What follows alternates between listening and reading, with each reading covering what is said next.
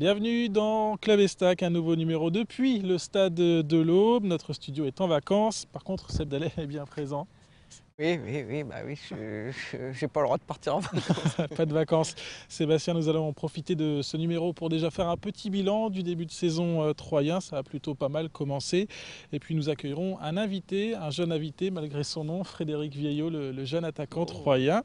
Et il y aura aussi, et bien sûr, vous l'attendez, le retour des échos de l'Estac par Carlos Cassis. Mais commençons par le dernier match de l'Estac. C'était ici même, samedi soir contre Plabennec. On a vu, Sébastien, que finalement le championnat était déséquilibré, ce championnat de national. Le championnat national, il a l'air quand même assez déséquilibré, effectivement. Je pense que Troyes, comme on a pu le dire la semaine dernière à l'émission avec Gaël Sens, je pense que Troyes est largement au-dessus du lot, en tout cas sur ce qu'on vient de voir un petit peu ces 3 premières journées. Donc je pense que si Troyes joue son rôle vraiment comme il compte le faire, comme il l'a fait contre Plabennec, voilà, ce qui s'est passé contre Plabennec, on pourrait le retrouver, on va dire, un peu tous les week-ends. Les gens sont heureux, le club tout le monde a le sourire, donc c'est génial. À la limite, c'est vrai que c'est quand même mieux de gagner 5-0 que de perdre à domicile. Bon, après, on reste en national. Moi, je suis quand même très, très surpris du niveau de national quand même. Je m'attendais à un niveau quand même un peu plus élevé. Cette année, en fait, ce qui se passe, c'est qu'il y a eu des clubs qui devaient rester en national, qui, à cause de la DNCG, se retrouvent en CFA. Alors, Du coup, il y a eu bon, des voilà, clubs on a repêchés. exactement. Donc, du coup, je pense qu'on se retrouve avec un championnat, comme tu l'as dit au départ, complètement déséquilibré, avec 4-5 équipes qui ont vraiment un niveau supérieur, sur tous les stacks, d'après ce que je viens de voir, parce qu'on voit Amiens Reims et qui Reims souffre. qui souffrent. Et puis voilà, puis il y a des équipes qui malheureusement, waouh, c'est compliqué, mais bon, tant mieux pour les Stacks. Si on peut se reconstruire vraiment, faire une saison pleine, être champion de national, je crois que tous les joueurs, ceux qui vont rester en tout cas, vivent cette aventure. Ça va peut-être leur permettre d'effacer ces 2 dernières années de catastrophe ici au club pour pouvoir repartir l'année prochaine, on l'espère, en Ligue 2 avec un mental et une joie de vivre exceptionnelle. Oui, parce que Plabennec, avant de venir au stade de l'Aube, il y avait déjà une victoire au compteur, c'était face à Guignon. Le résumé justement de ce match Estac-Plabennec, on va le voir tout de suite dans ce reportage de David Mutel. Pour cette troisième journée du championnat de France de national, l'Estac va comme d'habitude attaquer fort dès les premières minutes, même si le premier quart d'heure est un peu brouillon. C'est un peu notre péché mignon. En début de match, on a souvent tendance à tester l'adversaire pour voir ce que ça donne. Et face à une bonne équipe, ça risque d'y avoir des dégâts. C'est un coup du sort qui va faire basculer la partie. Akuzar est taclé par derrière dans la surface de réparation. Monsieur Cailleux désigne le point de pénalty. La Fourcade le transforme. Ce n'est que le début du calvaire de Plabennec, car à la 28e minute, à la suite d'un centre de Bétiol, Abiven propulse la balle dans ses cages. On joue depuis 27 minutes. Bétiol, on le retrouve quelques instants plus tard, il part de son camp en éliminant quelques adversaires avant d'adresser une merveille de centre pour la tête de Julien Faussurieux qui inscrit donc le 3e but au bois avant la pause. À la reprise, les Troyens gèrent un peu plus, mais dès la 55e minute, Bétiol, encore lui, sert dans un fauteuil à Couzard qui inscrit le 4e but. Cette orgie de réalisation est toutefois stoppée car les Troyens sombrent un peu dans la facilité et ne concluent pas leurs occasions en étant stoppés par une grosse rigueur arbitrale.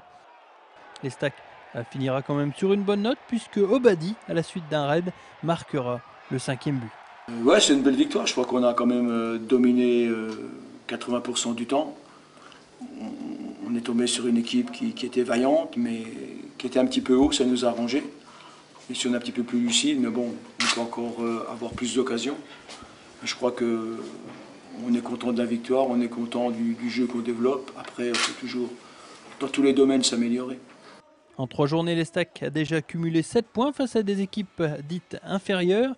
Le vrai test, c'est la semaine prochaine avec le déplacement au Stade de l'Aune à Reims. Alors Sébastien, globalement le début de saison de l'Estac est plutôt bon. 5 matchs, 4 victoires, toutes compétitions confondues, c'est bon plutôt pour la confiance. Oui, c'est ça, 4 victoires, 1 nul. C'est bon pour la confiance puisque c'est toujours important. Surtout ce qui a déterminé un petit peu ce début de saison, c'est ces fameux matchs en Coupe de la Ligue. On a vu contre Nantes, c'est un club de Ligue 2. On le voit aussi à Guignon pour un premier match entre guillemets de national, mais à Guignon dans un club qui a recruté avec la fameuse arrivée de Tony Vérel. sur le terrain et aussi à la tête du club. Donc pour les Stags, c'était important de pouvoir se mesurer, on va dire, à des équipes soi-disant un petit peu plus aguerries et à un monde supérieur qu'est la Ligue 2 pour Nantes, pour pouvoir voir réellement la réaction des Troyens en ce début de saison avec ce championnat national qui se profile. Un mot sur la Coupe de la Ligue justement, plutôt intéressant ce challenge pour un championnat qui lui va pas forcément être intéressant tous les week-ends. Ouais, non mais c'est clair, c'est tout à fait ça, c'est la petite cerise sur le gâteau comme on dit, avec des matchs entre guillemets de haut niveau contre des équipes pro de Ligue 1 et de Ligue 2. Donc on l'a vu, comme on l'a dit, on a parlé de Nantes, il y a eu Guignon, il y a eu Nantes en Coupe de la Ligue, il y aura mardi prochain Nîmes, donc voilà, c'est des équipes de Ligue 2. Donc pour Troyes, pour pouvoir se frotter, continuer à se frotter tout au long de l'année contre des équipes du niveau supérieur, il serait intéressant effectivement de faire un bon parcours et en Coupe de France, parce qu'on se doute que dans les journées à venir, si les Stags se qualifient, rencontreront des équipes de Ligue 1 et Ligue 2, et en Coupe de la Ligue, comme c'est le cas dès mardi prochain. Et la Coupe de la Ligue, c'était notamment ici, face à Nantes, le 1er août, un match plutôt réussi, plutôt plein pour les Troyens qui avaient remporté cette rencontre 4-0. Le résumé du match est signé David Mutel. Superbe entame de match pour les Troyens, visiblement surmotivés par cette affiche contre le FC Nantes. Les Stags ouvrent d'ailleurs rapidement la marque. Dès la 10e minute, la Fourcade se jette bien sur ce service de Titi Bouengo.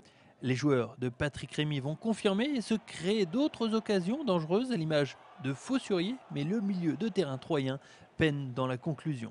C'est le moment choisi par le FC Nantes pour sortir la tête de l'eau. De Séville à la 27e minute trouve la barre de Westberg et Maréval, quelques instants plus tard, bien seul et proche de ramener les siens au score. On a eu de la réussite parce que Nantes aurait pu égaliser à certains moments, nous on aurait pu marquer, donc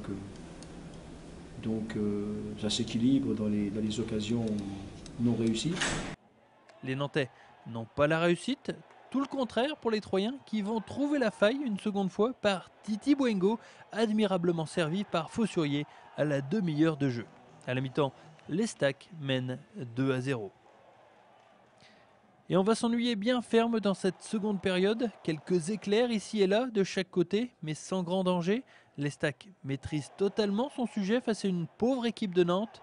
C'est sans surprise que Faussurier ajoute un 3e but pour son club, son premier en pro. Vieillot sera lui aussi récompensé par un premier but chez les pros dans les arrêts de jeu avec une 4e réalisation. Les Stags s'impose très largement pour son premier match au Stade de l'Aube cette saison. On ne pouvait pas espérer mieux, tout le monde était bien concentré ce soir, tout le monde s'attendait à un gros match. On sait que Nantes c'est un grand club français, même s'ils sont encore descendus en Ligue 2, on sait que c'est une grosse équipe. Et donc tout le monde avait à cœur de faire un gros match ce soir, surtout devant notre public pour le reconquérir, ce qui a été difficile un peu l'année dernière. Et puis c'est clair qu'on a très bien commencé la saison à la maison, au Stade de l'Aube. Encore un tour de passé pour cette formation troyenne transfigurée. Le 2e tour verra les Aubois recevoir une nouvelle fois à domicile. Ce sera le 25 août prochain face à Nîmes. On vient de le voir dans le résumé, le dernier but de la rencontre face à Nantes est signé Frédéric Vieillot. Frédéric Vieillot qui est avec nous, bonjour. Bonjour.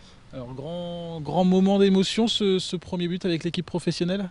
Ah toujours, hein. Je pense que dans le début d'une carrière, pour un attaquant, le premier but, je pense que c'est celui qui reste dans la tête jusqu'à la fin de sa carrière, surtout que la famille était présente, ce qui compte encore plus.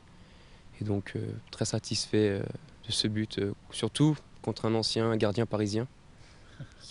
Jérôme Alonso, on le rappelle. Ouais, Jérôme Alonso je l'avais vu quand j'étais tout petit. J'étais très fan de lui, puis aujourd'hui je me retrouve face à lui, je marque un but. Et... Tu lui as dit à la fin du match Non, j'ai pas eu l'occasion de lui parler, parce que Titi était avec lui, mais c'est vrai que j'étais très content ce soir-là. Sébastien, on se souvient de son premier but en pro, c'était dans les années 30 maintenant. Ça devait être en 91. 91 contre... Mon premier but en pro, c'était avec Orléans en 2e division, à l'époque où il y avait 2 groupes, en 91 contre Anceny, je crois. Anceny, bon, ça nous rajeunit pas. Frédéric Vieillot qui est né en 90. 90. Ouais, bravo. J'avais 1 an. Vous pouvez nous rappeler un peu votre parcours de footballeur justement ?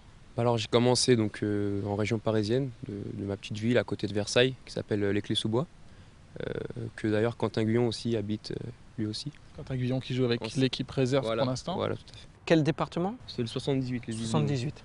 Donc ensuite j'ai rejoint le FC Versailles à l'âge de 11 ans. Et à l'âge de 14 ans, j'ai rejoint le Racing à Colombes.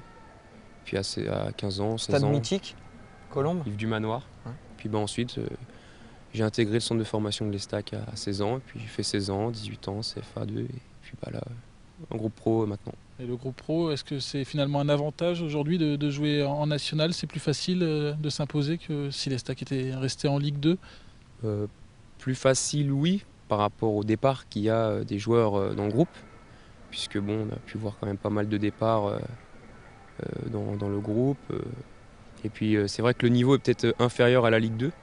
Puis ça permettra peut-être de me laisser la chance de prouver au coach et puis aux nombreuses personnes que je mérite ma place dans ce groupe. Sébastien, c'est peut-être plus facile justement de partir d'un peu en dessous de national par Ouais, rapport à la Ligue 2. Il y a du bien, il y a du pas bien. Effectivement, on a vu contre Plabennec aussi, le coach a fait rentrer pas mal de jeunes joueurs. Donc effectivement, le fait que je te confirme que le niveau national est beaucoup plus faible que le niveau de Ligue 2. Donc c'est vrai que par rapport au niveau, c'est peut-être encore un peu plus facile d'intégrer des jeunes. Et donc comme je le disais juste avant, c'est bien et pas bien parce que le jeune joueur qui arrive en pro et qui joue en national, c'est pas c'est pas le vrai truc. Donc on va pouvoir penser que c'est facile d'arriver en pro, mais il y a quand même un monde d'écart entre le national et la Ligue 2 et puis la Ligue 2 et la Ligue 1. Donc je pense que peut-être pour un jeune, c'est quand même toujours bien de pouvoir intégrer l'équipe pro quand elle est en Ligue 1. Mais bon, aujourd'hui, ça fait le bonheur aussi de pas mal de jeunes pour pouvoir essayer de cartonner déjà d'entrée en national, ce qui semblerait plus logique pour un jeune joueur qui intègre un club pro en national. Normalement, le jeune devrait vraiment, s'il a des qualités comme Fred l'a prouvé, devrait vraiment déjà montrer de quoi il est capable de faire dès la nationale. Et chose qu'il a fait assez vite dès qu'il est arrivé dans le groupe. Même si je tiens à dire que j'étais encore plus fier puisque c'était vrai que c'était le FC Nantes, quoi. Un club qui descend, même voilà, si l'équipe en plus, c'est vrai que remaniée, c'était là la bon. Coupe de la Ligue contre Nantes, donc voilà, c'est un vrai début réussi entre la Ligue 1 et la Ligue 2 là, parce que c'est vrai que Nantes c'est quand même un club de Ligue 2 qui joue les hauts de tableau, quoi. Et les objectifs de Frédéric Vieillot, c'est quoi cette année? Vous fixez un nombre de buts? Moi, étant attaquant, je me suis jamais fixé de nombre de buts. C'est à chaque match, il faut que j'en mette un. Donc, plus j'en mets, mieux c'est en fait. Puisque je me dis que si je me dis voilà, faut marquer 15 buts et que j'arrive à 15, après je vais me dire que j'ai atteint mes objectifs et je vais peut-être me reposer sur mes lauriers, ce que j'aime pas trop en fait. J'aime bien toujours progresser, travailler à l'entraînement pour marquer le plus de buts et surtout remonter les stacks en Ligue 2. Donc 15 buts, c'est pas mal quand même. Ouais, ça serait énorme. Non, oui, bien sûr. Mais toi, tu te considères vraiment comme un buteur, c'est ça alors du coup. On va dire que c'est ma qualité première d'être buteur. Je suis plus un joueur qui aime aller vers le but. Même c'est vrai que, par exemple, Jérôme, en ce moment, cartonne bien, est un vrai buteur, mais lui a plus un jeu où il décroche, où il vient chercher le ballon dans les pieds. Moi, j'aime vraiment la finition. Voilà, vraiment, je suis dans les 16 mètres, c'est face à face avec le gardien. Et le fait que Patrick Remy fasse confiance visiblement aux jeunes ou profite de cette saison en nationale pour faire confiance aux jeunes, c'est une bonne chose aussi.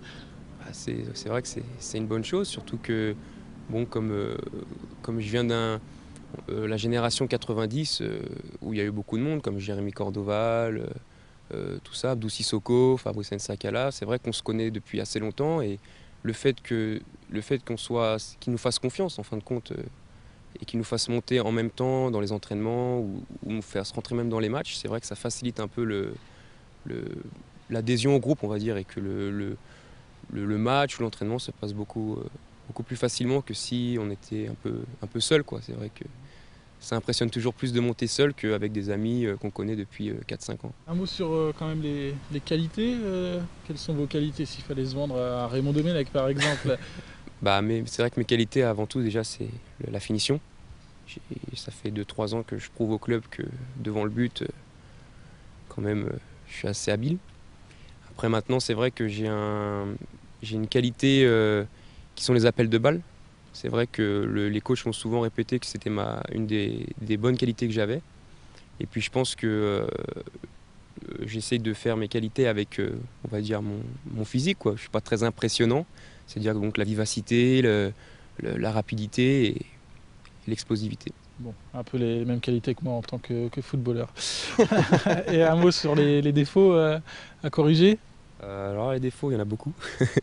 Alors je pense que mon premier défaut, je pense que c'est la protection de balle, justement dû un peu un manque de gabarit.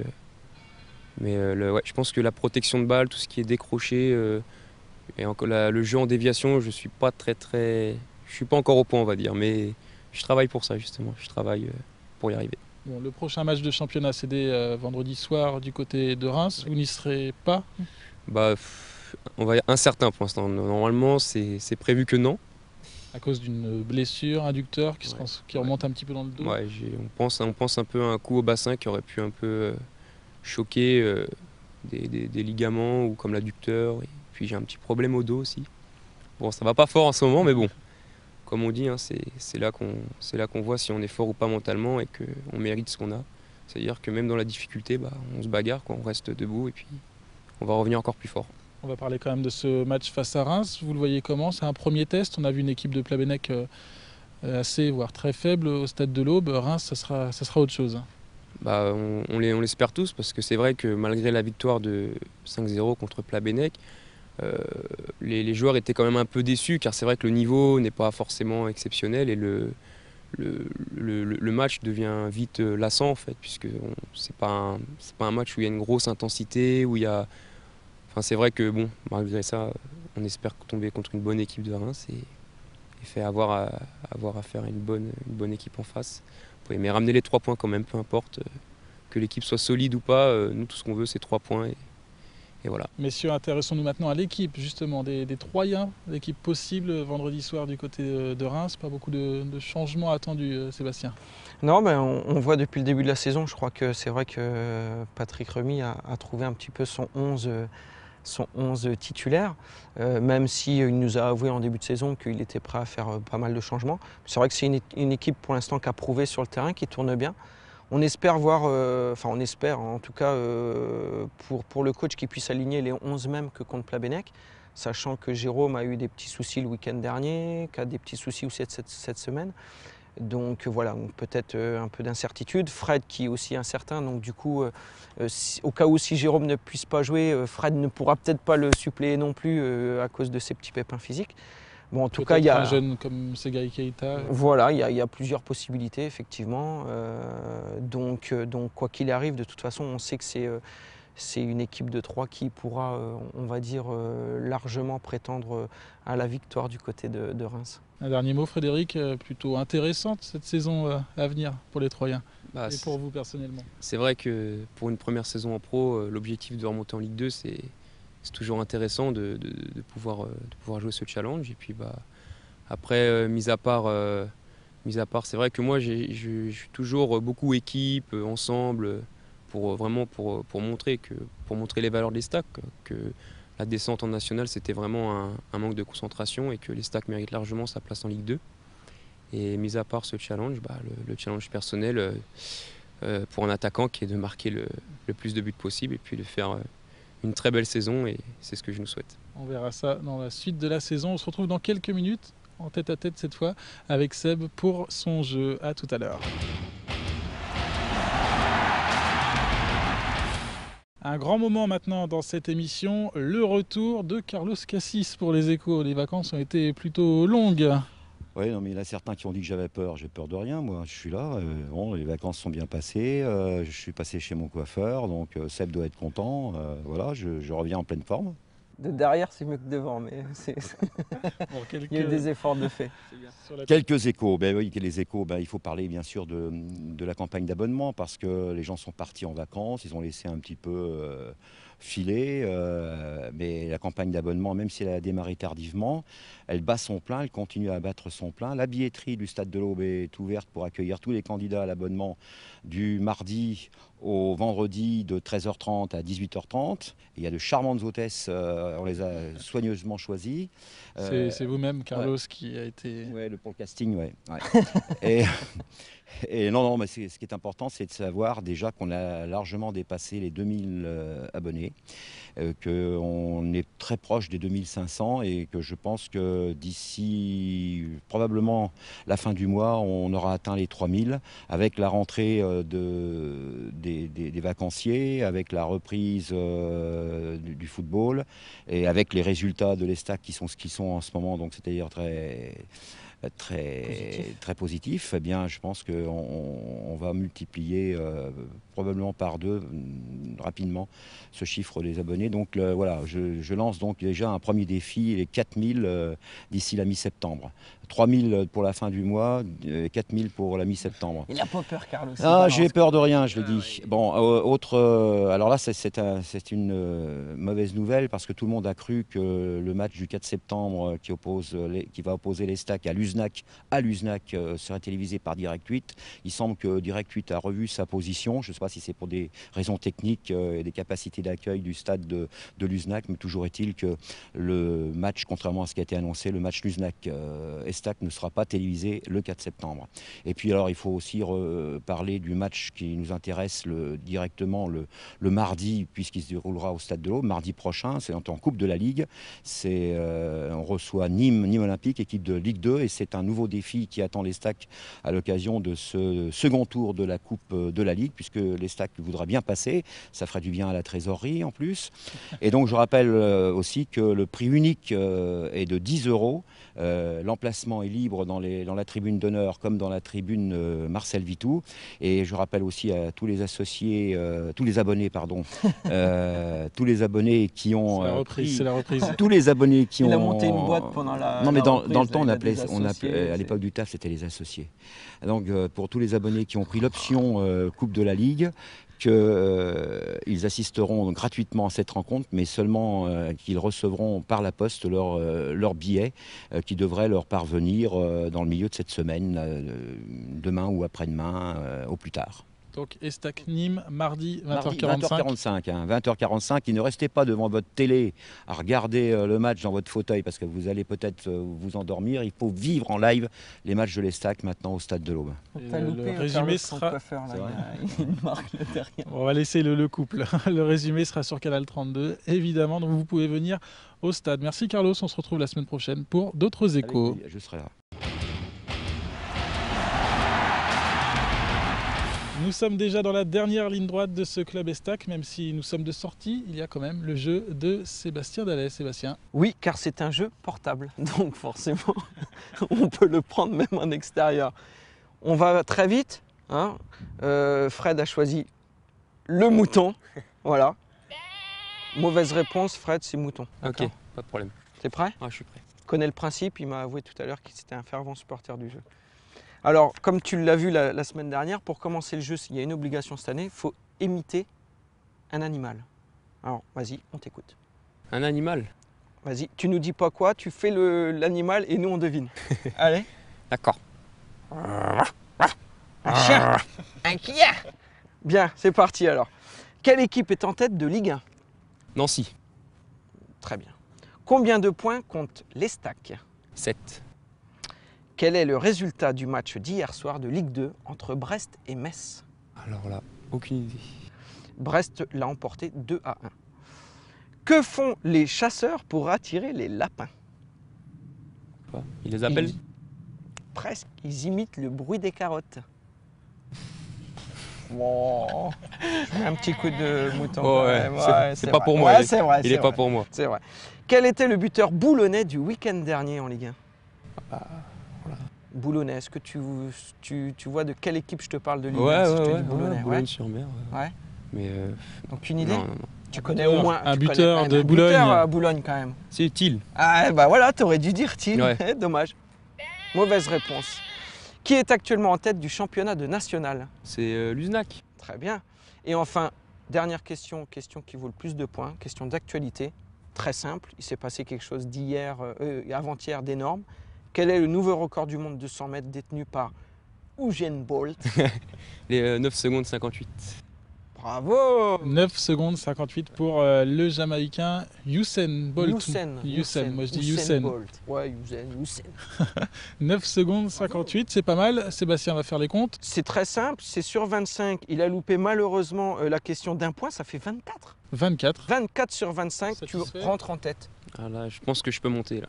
On est prêt pour la montée là, je pense. En tête du classement, devant Gaël qui avait 20 points et Patrick Remy, 8 points. 8 points sur 25, c'est pas terrible pour le coach. Merci Sébastien, merci à Carlos aussi qu'on a vu pour les échos et merci Frédéric, je vous laisse. Il y a un entraînement à suivre ou alors c'est soin pour vous? Non, ça va. pense. Hein. Aujourd'hui, voilà, cet après-midi, je suis au repos. Je suis en soins avec le kiné. Bon, nous on se retrouvera très bientôt en studio, je l'espère, du côté de Canal 32. Très belle soirée, on se retrouve la semaine prochaine. C'est faux. Faut que je revienne sur le résultat, c'est faux. Puisqu'il n'a pas dit Brest. Donc ça fait... un point, c'est 4 points en moins, donc ça fait 21. Il reste quand même en tête devant Gaël Sens avec ses 20 points. Voilà. Je peux finir ? Oui. Voilà, très belle soirée sur Canal 32, à la semaine prochaine pour un nouveau numéro de Clav et Stack.